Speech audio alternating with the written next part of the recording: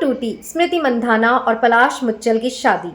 कौन है मैरी डिकोस्टा और कौन है बिस्वा शाह?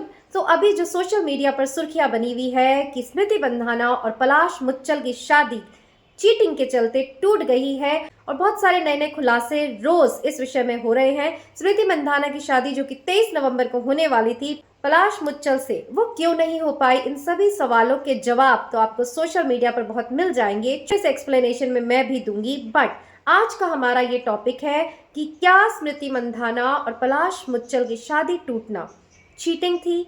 ये सारे एपिसोड्स जो हुए ये अचानक हुए या फिर ये डेस्टिनी थे and everything was planned? Hey guys, welcome to my channel, it's me, मैं हूं। सबसे पहले हम छोटा सा इंट्रो देते हैं कि जिस टॉपिक पर हम बात कर रहे हैं क्या सोशल मीडिया पर चर्चाएं चल रही है और आप कैसे उससे रिलेट कर सकते हैं। तो देखिए, स्मृति मंधाना जो कि हमारी इंडियन क्रिकेटर है, एक महान बल्लेबाज है जिन्होंने सेंचुरीज मारी है, जिन्होंने अपने देश का नाम जो है रोशन किया है, उनकी शादी तय हुई पलाश मुच्छल से, जिन्होंने उन्हें प्रपोज किया, जो कि म्यूजिक कंपोजर है, और पलक मुच्छल जो फेमस सिंगर है, उनके ब्रदर है। तो अब देखिए डेस्टिनी आपको कैसे मिलाती है। दोनों एक म्यूजिक इवेंट में शायद 2019 में मिले, दोनों को प्यार हुआ और उनके प्रपोजल के वीडियोस भी इतने वायरल हुए। कैसे पलाश ने उनको आंखों पे पट्टी बांधकर क्रिकेट स्टेडियम में प्रपोज किया। अब बात यहाँ आती है कि डेस्टिनी आपको कैसे मिलाती है और अगर आपका मिलना तय नहीं है तो फिर आप कैसे अलग हो जाते हैं। अब शादी के कुछ दिन पहले ही उनकी डांस कोरियोग्राफर ने अपने इंस्टा पर उनकी चैट्स वायरल की जिसमें पलाश जो है उनसे फ्लर्टिंग चैट्स कर रही हैं। अब मैरी डिकोस्टा का जो कि उनकी कोरियोग्राफर थी, उनका नाम था, क्या मकसद था? क्या उन्हें फेमस होना था? क्या उन्हें शादी तोड़ना था? अब उन्होंने एक पोस्ट डाली है, ये तो मैंने चैट्स डिस्क्लोज करी बट मैं उनसे कभी पर्सनली मिली नहीं। अब बताइए, इस शादी को ऐसे कगार पर लाकर उनकी चैट्स ने खड़ा कर दिया और अब वो लिखती है कि मैं उनसे कभी मिली ही नहीं, तो फिर कौन ही विश्वास करेगा। चलिए, ये सब तो हो ही रहा था। इसी बीच उनकी पुरानी गर्लफ्रेंड की जो कि है बिस्वा शाह, उनकी फोटोज भी वायरल हो गई जिसमें वो उनको प्रपोज करते दिखाई दे रहे हैं एंड अगेन ये भी एक कारण बना कि उनकी शादी टूट गई। और इनके साथ साथ कुछ ऐसी भी खबरें आई कि पलाश मुच्छल के प्री वेडिंग शूट में भी उनकी नजदीकियां किसी से देखी गई। तो जो भी इसमें से जो भी रूमर्स हो, जो भी सच्चाई हो, हमारा टॉपिक अभी का ये है, क्या ये चीटिंग थी? क्या ये धोखा था? क्या इन लोगों का इस समय ही आना शादी से ठीक पहले अचानक हुआ या सब प्लान था?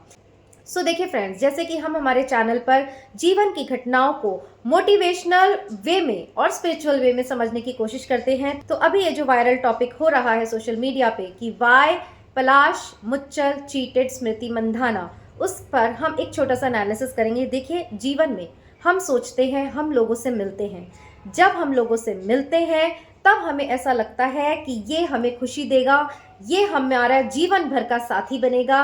बट अगर आपकी डेस्टिनी में ऐसा नहीं है तो ये मिलना आपको ऐसा घात देकर जाता है कि फिर जिंदगी भर आप उससे उबर नहीं पाते हैं। तो बार मैंने अपने वीडियोस में बताया कि आप लोगों से मिलते नहीं हैं, मिलाए जाते हैं, अच्छा भोगने के लिए या फिर बुरा भोगने के लिए। अगर उनका मिलना शादी तक पहुंच जाता और एक सुखद संसार वो बसा पाते तो फिर उनका जो मिलना था वो एक सुखद घटना थी, एक डेस्टिनी का ब्यूटीफुल सा प्लान था। बट उनके जीवन में इस तूफान का आना इस बात का संकेत है कि डेस्टिनी में यही लिखा था, इसीलिए सही समय पर उनको मिलाया गया। ना अच्छा उनका पीरियड चला और जब वो अच्छा भोगने का संस्कार खत्म हुआ तो फिर एक बाढ़ की तरह ऐसी ऐसी घटनाएं एक के बाद सोशल मीडिया पर वायरल होती गई कि उनका रिश्ता ही टूट गया। हम इस बात पर डिस्कस कर रहे हैं। देखिए, जब हम लोगों से मिलते हैं हमें नहीं पता होता कि वो हमारे लिए सुख की श्रृंखला लाएंगे कि दुख की। बस हम मिलते हैं, हम सोचते हैं हमने इसे चुना, हम सोचते हैं हम लव मैरिज कर रहे हैं, हम सोचते हैं हम इससे प्यार करते हैं। जी नहीं, जब तक आपके अंदर का वो संस्कार उससे अट्रैक्ट होता है तब तक आप उसे प्यार करेंगे और जब उस रिश्ते की टूटने की बात आएगी तब ऐसे सर्कमस्टांसेस बनते हैं, चाहे वो सही हो चाहे गलत हो, अल्टीमेटली उनका बनना बिगड़ना सब एक प्लान होता है कि यस, इस पॉइंट पर ये जो दो लोग हैं जो आपस में जुड़े हैं उनको अलग होना है। अब आप यहाँ पे कई सवाल उठा सकते हैं कि जब बिछड़ना ही है तो मिलाया ही क्यों। ये सब हमारे कार्मिक फील्ड होती है, हमें वहाँ भेजा जाता है जहाँ की हमारी डेस्टिनी ऑलरेडी लिखी गई होती है। इसीलिए इस एपिसोड को अगर हम शुरू से देखें तो कैसे इनमें प्यार हुआ, कैसे इनके वीडियोज वायरल हुए, कैसे इनकी शादी की इतनी चर्चाएं हुई और उससे ज़्यादा चर्चा अब इनकी शादी टूटने की हो रही है। तो कहने का मतलब ये है गाइस कि इस एपिसोड से हमें क्या सबक मिलता है। देखिए, सोशल मीडिया पे आप कई ऐसी रील्स देख सकते हैं, कौन एक्स गर्लफ्रेंड सब के सब वायरल हो गए हैं, फेमस हो गए हैं, बट उस मूल बात को कोई नहीं पकड़ पा रहा, उनके पेन को कोई नहीं समझ पा रहा। वो दोनों फेस कर रहे हैं, वो खुद भी नहीं समझ पा रहे होंगे कि ये सब डेस्टिनी ने ऐसा क्या मोड़ लिया कि हम जो आगे के जीवन को साथ बिताने के सपने देख रहे थे वो शादी तक भी नहीं पहुंचा। तो देखिए गाइस, जैसे कि मैं अपने हर वीडियो में बताती हूँ, एवरीथिंग इज डेस्टिन्ड। इस पूरे संसार को हमें एक नाटक की तरह लेना चाहिए कि एक स्क्रीन प्ले हमारे जन्म से ही पहले हम बनाकर आए हैं, वो चल रहा है। अब इसमें आपको कितना उलझना है, मैं ये नहीं कह रही आप किसी से प्यार मत करिए, किसी से शादी मत करिए, जी नहीं। सब कुछ अपने आप हो रहा है बिना किसी एफर्ट के। आपको वहां पहुंचाया जा रहा है, आपको किसी से मिलाया जा रहा है, फिर आपको ऐसा दिखाया जा रहा है कि वो पर्सन धोखेबाज है और आपकी शादी टूट रही है, आपका रिलेशनशिप टूट रहा है। Everything is destined. वीडियो बनाने का पर्पस ये है कि अगर आप भी जीवन में कहीं अटक जाएं, किसी के छोड़ने से, किसी के धोखा देने से, किसी के चीट करने से अगर आप घायल हो जाएं, तो इस बात को समझना बहुत ही ज़्यादा ज़रूरी है कि ये सब पास्ट कर्मा होते हैं और ऐसा ही होना था। जितनी जल्दी अगर आप इस बात को समझ जाएंगे उतनी ही जल्दी आप इस फेज से निकल जाएंगे और आगे भी क्या होना है, अच्छा होना है, बुरा होना है, आपके हाथ में नहीं है। तो इसलिए रोने धोने की जगह आपका सारा फोकस होना चाहिए खुद को कैसे आप इवोल्व कर सकते हैं, साथ ही खुद के कर्मास को आप कैसे सुधार सकते हैं। इस पूरी दुनिया में जो भी चल रहा है उसमें एक बात का होश बनाए रखना बहुत ही ज़्यादा ज़रूरी है, लॉ ऑफ कर्मा। भगवान को मानो मत मानो, पूजा करो मत करो, किसी चीज़ का फल मिलेगा नहीं मिलेगा, मत पड़ो इस सब में। बट एक बात जो श्री कृष्ण ने गीता में कही है वो याद रखना कि कर्म का फल मिलता ही मिलता है।